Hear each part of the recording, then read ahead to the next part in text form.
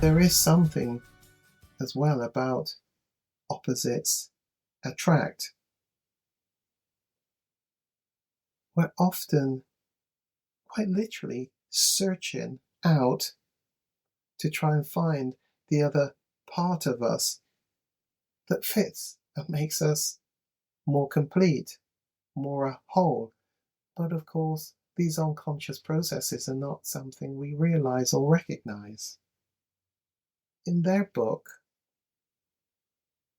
entitled Mate and Stalemate, these authors, Mattison and Sinclair, outline 3 types of fit that couples might use to both manage and express their relationships. It's really interesting that we go through these 3 different types of fits. And the first one, let me read it from this article and then we'll look at them again from some other articles. The first one is called Babes in the Woods. Can you identify with any of these 3 as present features in your relationship? Babes in the Wood, what's that? I often think about the childhood story of Hansel and Gretel when I think about Babes in the Wood behaviour. You might have seen this taking place in some couples. They often look the same and will behave in a likeable, affable manner. A couple such as this see all the bad things in the world as belonging in and to the outside world and not a part of them. They cling together, and the outside world, in a sense, everybody else, is to be kept out. The enemy, opposition to the couple, and they cling together just like the 2 children in the woods that get lost and are scared in the forest and it's dark. They cling together, and as long as they have each other, everything is fine. They keep anything bad out of their relationship, and the world literally is the big bad wolf that is present in the forest, stopping them getting to grandma's house. The next one is cat and dog. I see this one a bit more like the Tom and Jerry. Do you remember that cartoon? Tom, the cat, forever chasing the mouse. Jerry never catches him. Cat and dog. They fight constantly in their relationship.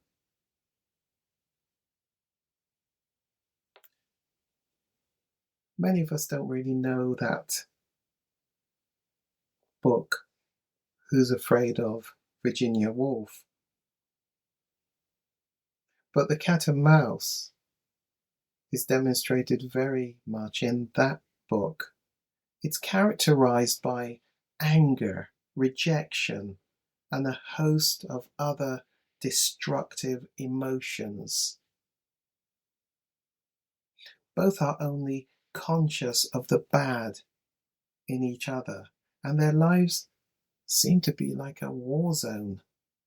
The conflict regulates their intimacy. They often will not part because they fear being separated from each other. They fear they may not actually find another partner that is a right fit for them. So they stay together, yet they stay together and they do fight and conflict. One seems to be running, the other seems to be chasing. In both these fits, the couple relationship is marked by parts of themselves that they're actually denying, they're not owning. There's some really good work that we're doing in this program to help you to better understand you. Counseling can help you to better understand you and better see the areas of you that you are denying. There is actually an interesting exercise called Johari's window. Let me see if I can remember to include something about this. And it's about the parts of ourselves that we just don't know, but others know. And there are other blind spots of us that we do know, but we just don't understand. Let me show you Johari's window so you can recognize your blind spots, your blind areas. Because what you can better see, what you can better understand, you get a chance to do something about it. What you cannot see, do not understand, it lives deeply in the unconscious. You have no hope of doing anything about it. So if there are aspects of us that we're in denial about, it's really important to begin to see them, even if it's uncomfortable. Because only then do we get to vote for them to stay or for them to be changed. Remember, change is an ongoing process. It's not quick. But change begins because you can see an issue, a problem. Change doesn't even begin or start if you're not even aware that there is an issue. That's why this process of counseling can help you to move stuff from the unconscious to the conscious, so you begin the change process. Or at least you vote for the decision to leave things as they are, but you at least can see why you do what you do. It's unusual for most people to see why they do what they do, but do nothing to change it. But our role as therapists is not to show you the way you should change, it's to help you to understand how you might want to go about change. Sometimes we can show you what you might want to do to change, and that's where it's more directive, or a particular program that you have decided you want to follow. Let's look at that third one called net and sword. And here the relationship fit is where one partner shows all the love in the relationship and the other all the rejection. Again, it's often the case that one person expresses all the denial of emotions and the other cannot or just will not express those emotions. The relationship works well until one partner owns up to their denied feelings. So actually, recognize that when you begin to understand Babes in the Woods, Cat and Dog, Net and Sword, and all the other areas that are denied and not understood by you that live in the unconscious, this process of counseling has the potential to destabilize the relationship even further. Why do you want to do this then? Well, what you can better see and you can better understand, you are better able to vote for the choices that you make rather than the stuff being done to you. And you're just going with the flow of the stream. You get to vote for your choices rather than left as a hostage to fortune. As the wind blows, that's the way you're taken in life. Let's change that so you get to vote for your choices. Even if they're negative choices, you vote for them. Single, but want to better understand why? Preparing for marriage and want to give it your best shot. Perhaps you're in a partnership, a couple, and want to address some issues. Maybe it's a marriage, but it just ain't working too well.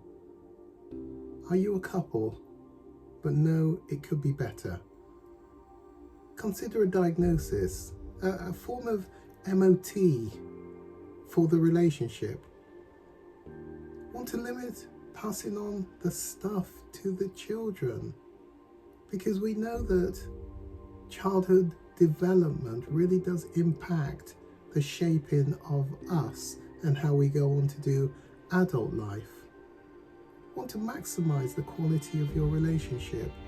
Perhaps communication just definitely is not working well. Conflict needs managing, needs resolving. Sex, the first casualty when there is conflict, may be something of a sense of a mismatch, but there are definitely some problems in sex. Maybe you're long time married and you've settled, but you know you haven't settled for good enough. Consider the Kairos Center video on demand program. In that program, you'll cover a lot of topics from A to Z, and you can do it in the comfort of your own home at your leisure, and have some periodical homework review sessions with me from time to time at your leisure. Maybe you would prefer secure webcam where one of you or both of you come for maybe weekly sessions. There's something for everyone in the Kairos relationship program. Contact me today. Whether you're in a partnership, a marriage, these things are true. Marriage is not the coming together of two people. It's actually a clash of two cultures, two experiences, two memories, two habits, two morals, two values. And that is a formulation for destruction, says Dr. Miles Monroe.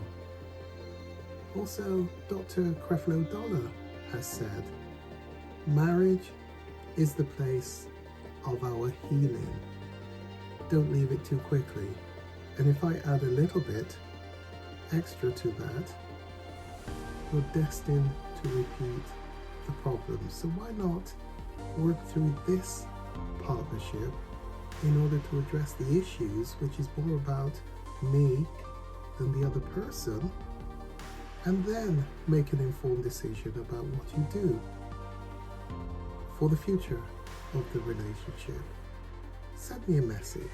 It's time to get your quality of life and relationship back on a proper footing.